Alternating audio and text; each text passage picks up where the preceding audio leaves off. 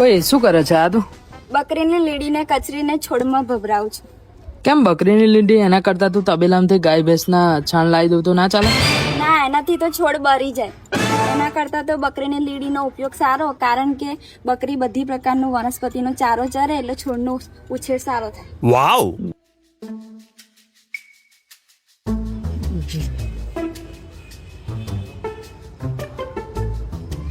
તો જુઓ મિત્રો, સીતા શું કરે છે આ. તમે પણ ઘરે આ રીતનો ટ્રાય કરજો, બરાબર ને તમારે સીતા? ઘરે પણ મિત્રો પ્લાન્ટ હોય તો આ રીતનું ટ્રાય કરજો. ઉછેર સારો થશે. આપણે નાના આપણે જયારે છોડ લાયા તો બહુ જ ત્યારે બહુ નાના હતા હે ને, પણ આ રીતનો મેં ટ્રાય કર્યો ત્યારે અમારા છોડ જો બધા કેટલા સરસ સરસ થયા છે, મોટા મોટા. હા. અને લીંડી કઈથી લઈ આવી તું? આપણે સામે પેલા છે ને એમના તઈથી લાવી છે.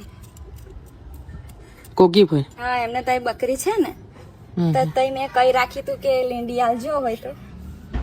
બરોબર. આ રીતના ભભરાઈ દે ને પછી પાણી છંકો દેવાનું. જુઓ મિત્રો, કેટલા મસ્ત છોડ થયા છે અમારા. ફૂલો પણ જોઈ લો કેટલા કેટલા સરસ ફૂલ જુઓ. ખીલ્યા છે.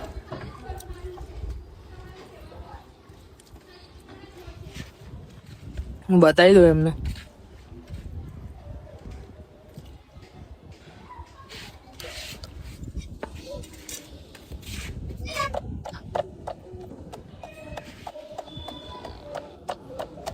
છોડ ઉપરથી કટિંગ કરવાના થઈ જશે એવું લાગે. હા, 2 વાર તો આપણે કટિંગ.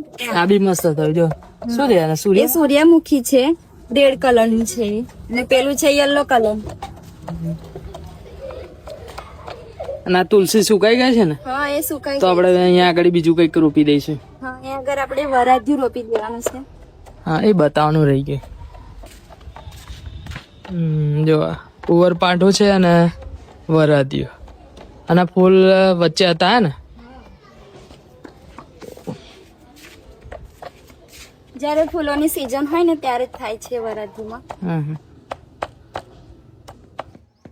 તો મિત્રો, તમે પણ તમારા ઘરે જો આ રીતના છોડ તમે રોપ્યા હોય તો તમે પણ બકરીની લીંડી લાવી અને આ રીતનું તેમાં કચરી અને ભભરાવી દેજો તેના થડમાં, જેથી તમારા છોડની હાઇટ પણ વધશે અને સરસ ફૂલ પણ લાગશે તેમાં.